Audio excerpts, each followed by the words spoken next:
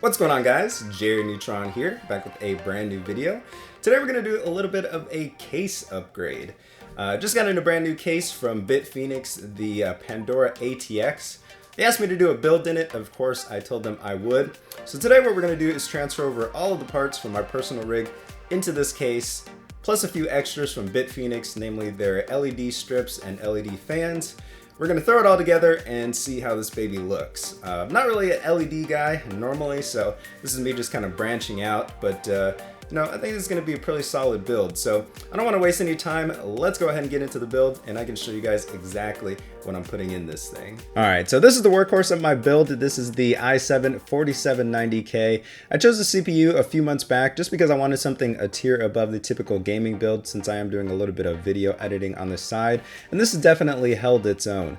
Right now it's just running at stock speeds, but once I get a new motherboard, I do plan to overclock it to 4.6 gigahertz, and it should perform pretty well at that level. And after installing the CPU, typically I like to go ahead and install my RAM. So in this case, I'm running 16 gigabytes of HyperX Savage RAM. This is two 8GB sticks running at 1866 megahertz. Again, I got 16 gigabytes of RAM for the video editing. Typically for a gaming build, you only need 8 gigabytes, but the extra RAM definitely doesn't hurt in my case. And I went with the red theme just so it can kind of match the other components on the motherboard, and I think it looks pretty good. Now, after installing the RAM, typically what I like to do is go ahead and install my 24-pin cable and my 8-pin cable, just because sometimes when you are dealing with big air coolers, it's kind of hard to get those pushed down if there's limited amount of space to work with. I then decided I was going to go ahead and install an all-in-one cooler in this case because I think it would look pretty good with one. Unfortunately, the one that I have here, which is an Antec cooler H2O 1250, doesn't actually fit. So I went through the trouble of installing the backplate on my motherboard and all that just to find out it didn't freaking fit.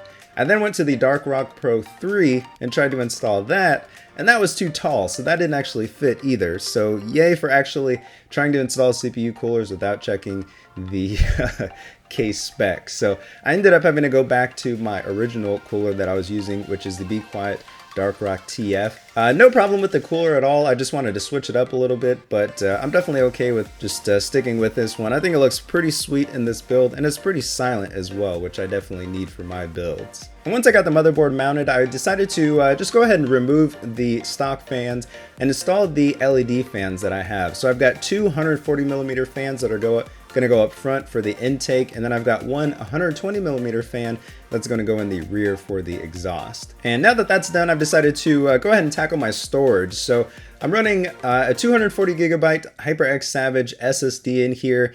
It's probably one of the best looking SSDs on the market, I think, at this point. I decided to go ahead and install it in the motherboard compartment just to show it off, since it does kind of match with the remaining build. And then I've also got a 1TB hard drive that I'm installing down in the PSU compartment just to keep that hidden away. And as you can see here, here's a glimpse of pretty much everything that I've got going so far. I think it actually looks pretty good. What do you guys think?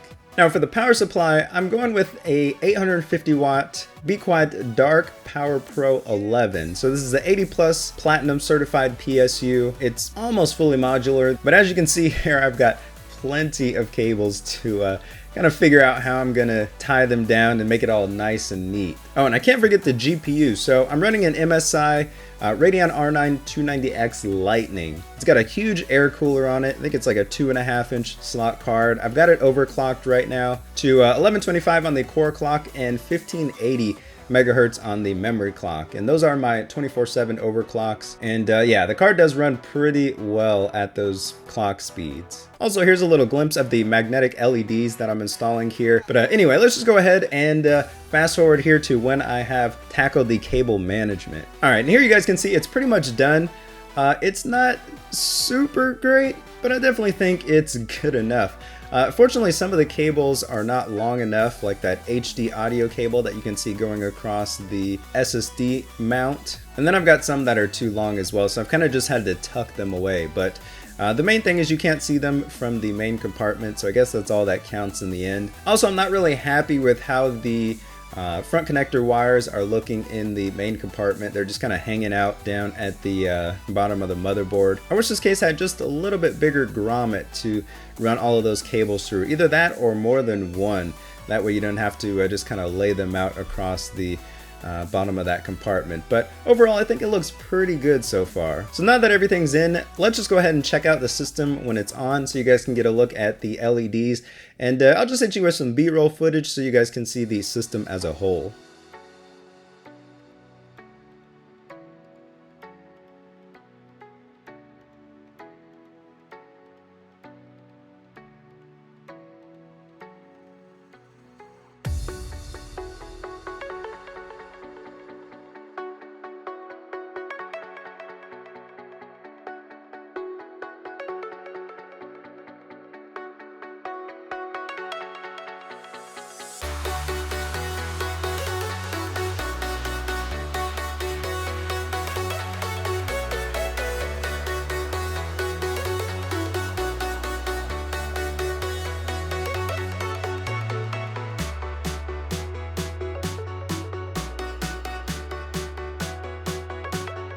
So yeah, that's pretty much it. This is my build in the Pandora ATX case.